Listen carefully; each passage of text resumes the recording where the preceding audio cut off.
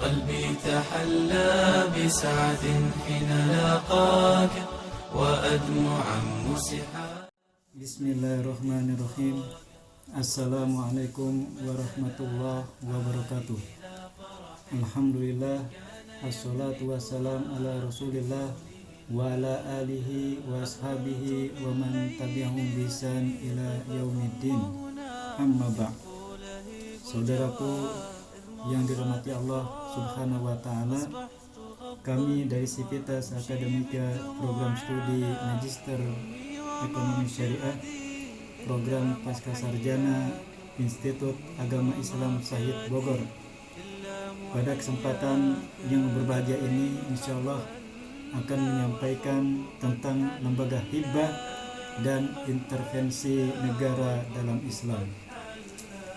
Saudaraku yang berbahagia, sebelumnya kita akan bahas tentang dana hibah, bantuan sosial, dan resiko sosial. Dana hibah adalah pemberian uang atau barang atau jasa dari pemerintah daerah kepada pemerintah daerah lainnya, atau juga kepada perusahaan daerah, masyarakat, dan organisasi kemasyarakatan yang secara spesifik telah ditetapkan peruntukannya, dan ini bersifat tidak wajib dan tidak mengikat, juga tidak secara terus-menerus, yang bertujuan untuk menunjang penyelenggaraan urusan pemerintah daerah. Adapun bantuan sosial, bantuan sosial adalah pemberian bantuan berupa uang atau barang dari pemerintah daerah kepada individu, kepada keluarga, kepada kelompok, dan atau masyarakat yang sifatnya tidak secara terus-menerus dan selektif, yang bertujuan untuk melindungi dari kemungkinan terjadinya resiko sosial. Jadi resiko sosial adalah kejadian atau peristiwa yang dapat menimbulkan potensi terjadinya kerentanan sosial yang ditanggung oleh individu, keluarga, kelompok, dan atau masyarakat sebagai dampak krisis sosial, dampak krisis ekonomi, krisis politik, fenomena alam, dan bencana alam yang jika tidak diberikan belanja bantuan sosial akan semakin terpuruk, dan tidak dapat hidup dalam kondisi wajar. Maka pentingnya peran pemerintah dalam membentuk lembaga pengelola dana hibah. Lembaga dana hibah dapat membantu meningkatkan citra Indonesia sebagai negara besar. Maka Kementerian Keuangan ini membentuk lembaga dana kerjasama pembangunan internasional yang kita singkat LDKPI, atau The Indonesian Agency for International Development. Lembaga ini berfungsi sebagai pengelola dana hibah untuk pembangunan di negara-negara sahabat yang membutuhkan bantuan.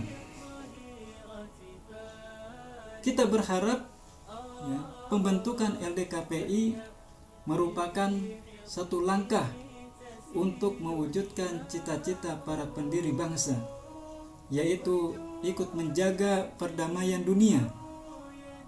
Dan kita berharap LDKPI dapat membantu meningkatkan citra Indonesia sebagai negara besar yang bermartabat dan memiliki kontribusi serta pengaruh positif bagi dunia.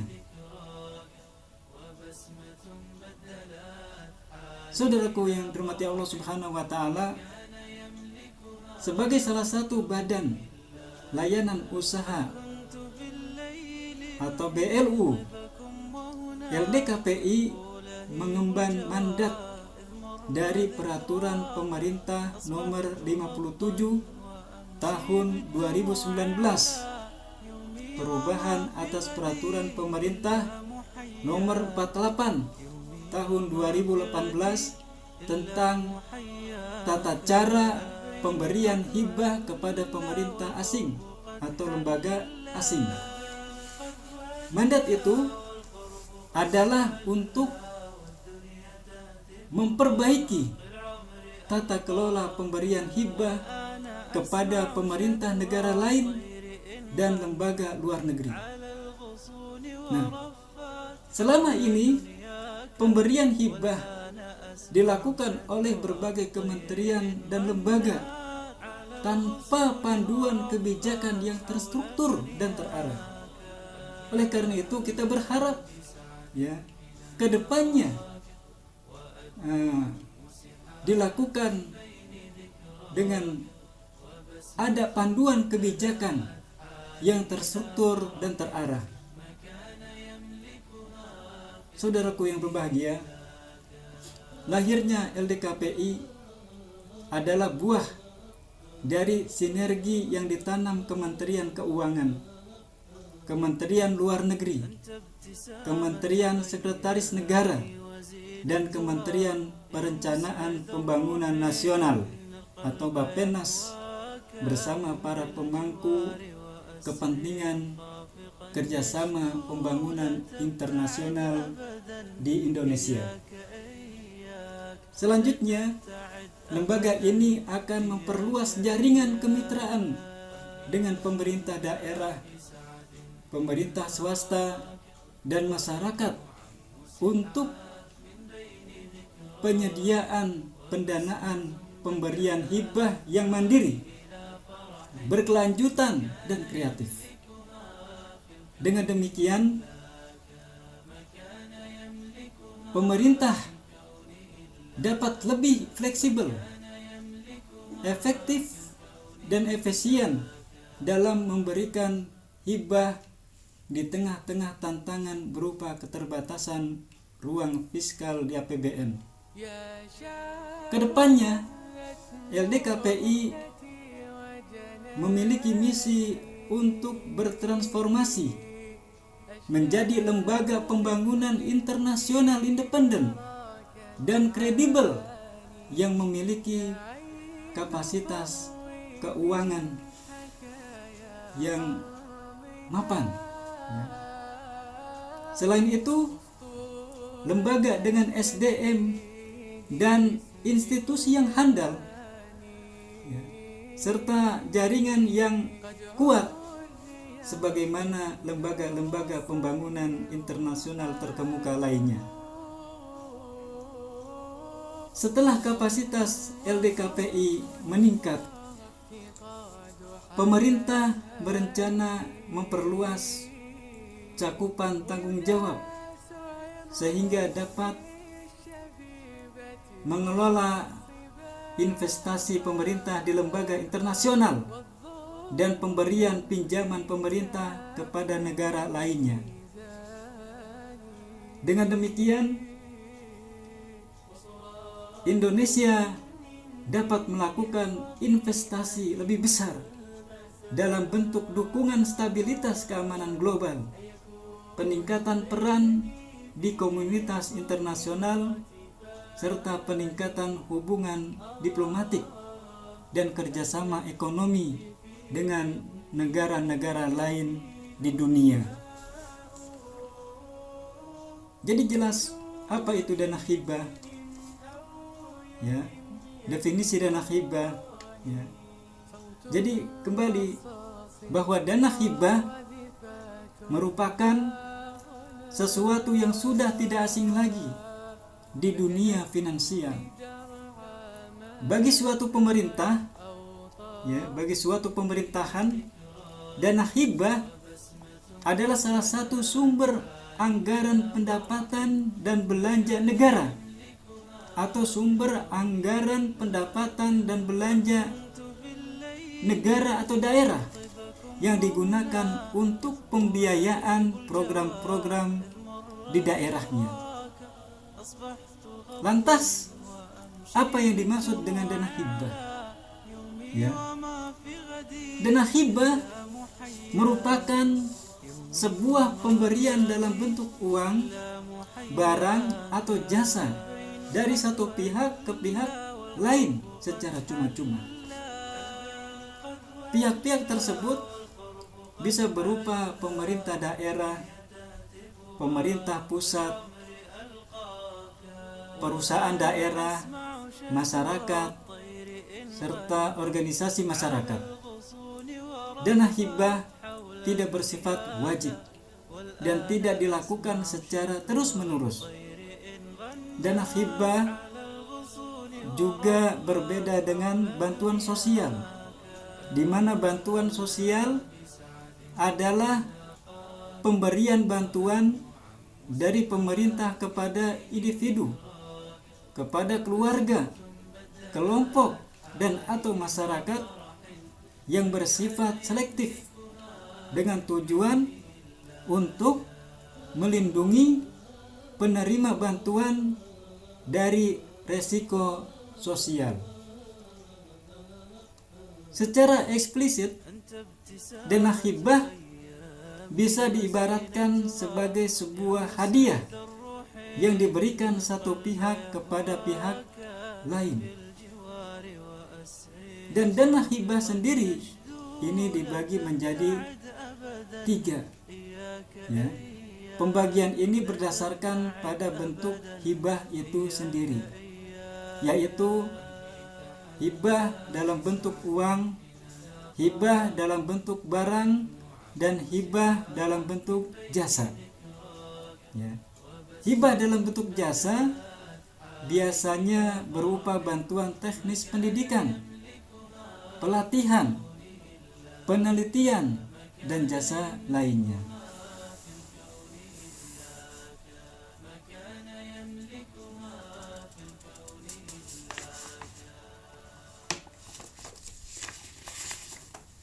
Nah, penerima dana hibah ini dalam aturan perundang-undangan, ya, pihak-pihak yang berhak menerima dana hibah tadi sudah disebutkan, ya. Yang pertama pemerintah, ya, pemerintah ini menurut pasal 5 huruf A. Dana hibah kepada pemerintah diberikan kepada satuan kerja dari kementerian atau lembaga pemerintah non-kementerian yang wilayah kerjanya berada dalam daerah yang bersangkutan. Pemerintah daerah lainnya, nah ini menurut pasal 5 huruf B. Dana hibah kepada pemerintah daerah lainnya diberikan kepada daerah otonom baru hasil pemekaran daerah sebagaimana diamanatkan peraturan perundang-undangan. Kemudian perusahaan daerah ini menurut pasal 5 huruf C. Dana hibah kepada perusahaan daerah diberikan kepada badan usaha milik daerah dalam rangka penerusan hibah yang diterima pemerintah daerah dari pemerintah sesuai dengan ketentuan peraturan perundang-undangan. Ya. Selanjutnya masyarakat. Ini menurut pasal 5 huruf D. Dana hibah kepada masyarakat diberikan kepada kelompok orang yang memiliki kegiatan tertentu dalam bidang perekonomian, pendidikan, kesehatan, keagamaan, kesenian, adat istiadat, dan keolahragaan non-profesional. Ya. Kemudian organisasi kemasyarakatan. Ini menurut pasal 5 huruf E. Ya. Dana hibah kepada organisasi kemasyarakatan diberikan kepada organisasi kemasyarakatan yang dibentuk berdasarkan peraturan perundang-undangan. Dalam peraturannya, tidak sembarang masyarakat dan organisasi kemasyarakatan bisa menerima dana hibah. Terdapat berbagai persyaratan agar masyarakat dan organisasi kemasyarakatan bisa menerima dana hibah. Apa syarat penerima dana hibah untuk masyarakat? Syarat penerima dana hibah untuk masyarakat ini harus mempunyai kepengurusan yang jelas, ya. Mempunyai kepengurusan yang jelas. Jadi tidak samar, ya. Mempunyai kedudukan di wilayah administrasi pemerintah daerah yang bersangkutan, ya. Lalu syarat penerima dana hibah untuk organisasi kemasyarakatan ini terdaftar, ya, terdaftar dalam pemerintah daerah sekurang-kurangnya 3 tahun. Ya, jadi organisasi kemasyarakatan ini terdaftar dalam pemerintah daerah setempat, ya, sekurang-kurangnya 3 tahun, kecuali ditentukan lain oleh peraturan perundang-undangan. Juga berkedudukan dalam wilayah administrasi pemerintah daerah yang bersangkutan. Memiliki sekretariat tetap. Penerima dana hibah tidak serta-merta langsung menerima kebebasan dalam menggunakan dana hibah tersebut. Penerima dana hibah harus melakukan pelaporan dan pertanggungjawaban atas dana hibah yang telah ia terima. Untuk penerima dana hibah berupa uang, penerima dana hibah dapat menyampaikan laporan penggunaan dana hibah kepada kepala daerah melalui PPKD dengan tembusan SKPD terkait, ya. Untuk penerima dana hibah berupa barang atau jasa, penerima dana hibah dapat menyampaikan laporan penggunaan dana hibah kepada kepala daerah melalui kepala SKPD terkait, ya. Saudaraku yang berbahagia, kemudian terkait pengajuan dana hibah, ya. Dalam prosesnya, penerima hibah juga dapat memperoleh dana hibah melalui pengajuan yang telah ia buat. Pengajuan dana hibah ini diperuntukkan bagi masyarakat dan organisasi kemasyarakatan. Alurnya adalah masyarakat atau organisasi kemasyarakatan mengajukan permohonan, ya, mengajukan permohonan hibah secara tertulis kepada kepala daerah, ya, seperti gubernur atau bupati atau wali kota, yang mana selanjutnya permohonan tertulis tersebut dibubuhi cap dan tanda tangan dari ketua dan sekretaris atau pihak yang setingkat dengan ketua dan sekretaris dari masyarakat dan organisasi kemasyarakatan. Dokumen yang harus ada dalam permohonan dana hibah tertulis adalah proposal pengajuan dana hibah, ya, yang mana di dalamnya memuat latar belakang, maksud dan tujuan, rincian rencana kegiatan, serta rencana penggunaan dana hibah, ya. Fakta integritas. Surat pernyataan yang menyediakan bahwa pihak pemohon dana hibah siap untuk diaudit.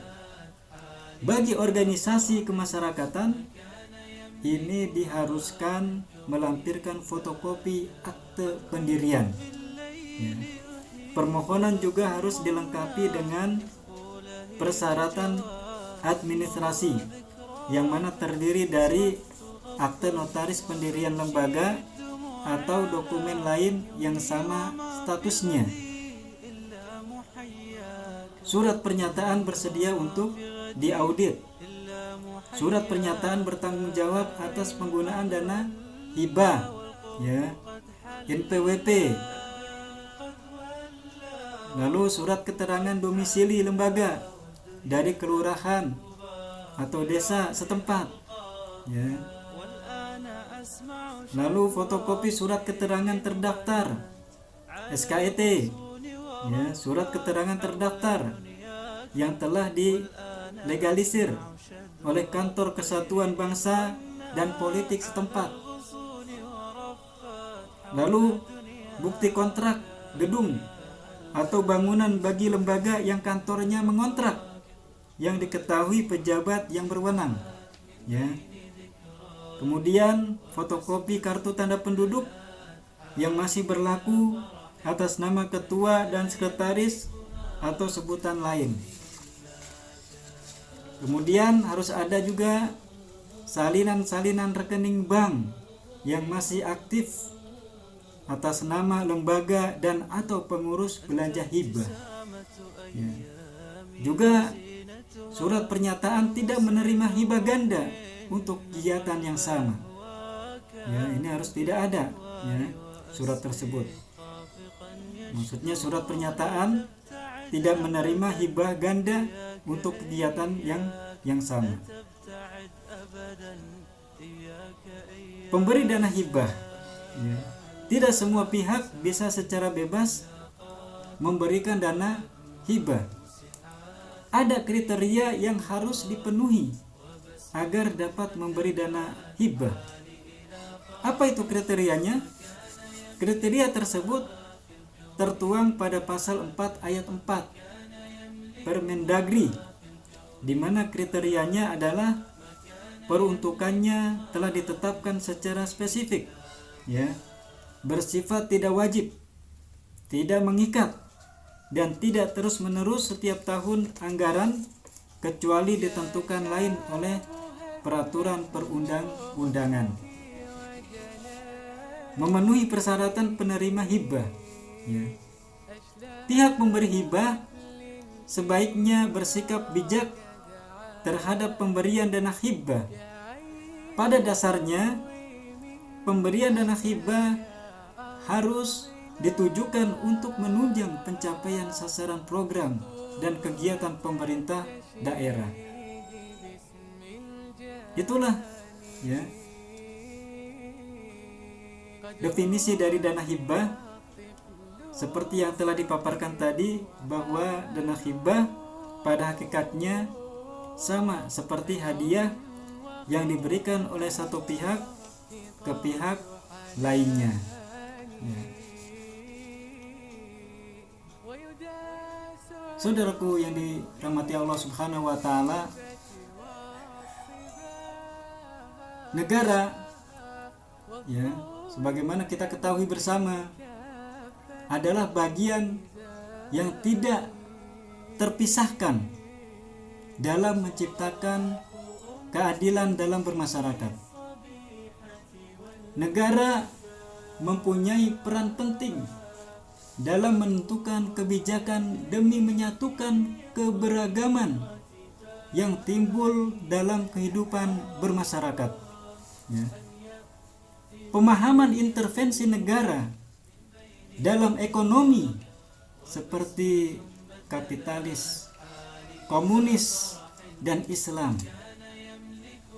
Penelitian ini dimaksudkan untuk membahas bagaimana peran negara dalam ekonomi menurut Islam, ya.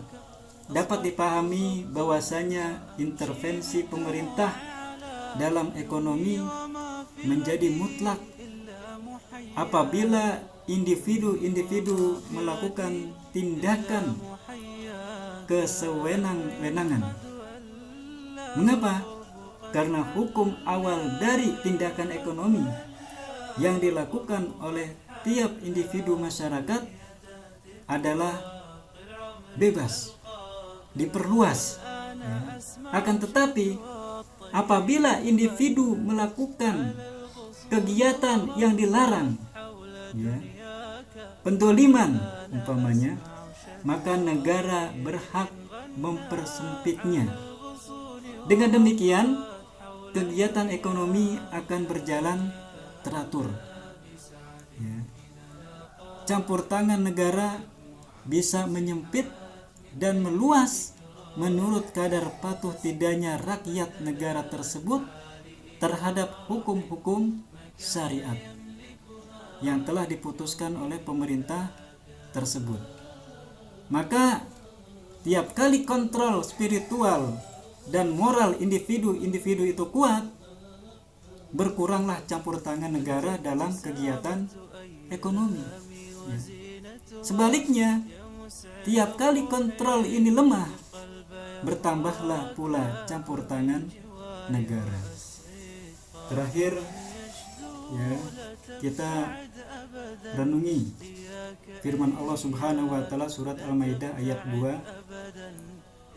wa ta'awanu 'alal birri wat taqwa wa la ta'awanu 'alal ismi wal udwan wattaqullaha innallaha syadidul iqab. Ya. Dan tolong menolonglah kalian dalam kebaikan dan takwa, wala ta'awanu 'alal ismi wal udwan, dan janganlah kalian saling tolong menolong dalam ismi, dosa, dan pemusuhan. Bertakwalah kalian kepada Allah Subhanahu wa taala, sesungguhnya syadidul iqab, siksa Allah Subhanahu wa taala sangat dahsyat. Semoga bermanfaat. Barakallahu fikum. Subhanakallahumma wa bihamdika asyhadu an la ilaha illa anta astaghfiruka wa atubu ilaik. Assalamualaikum warahmatullahi wabarakatuh.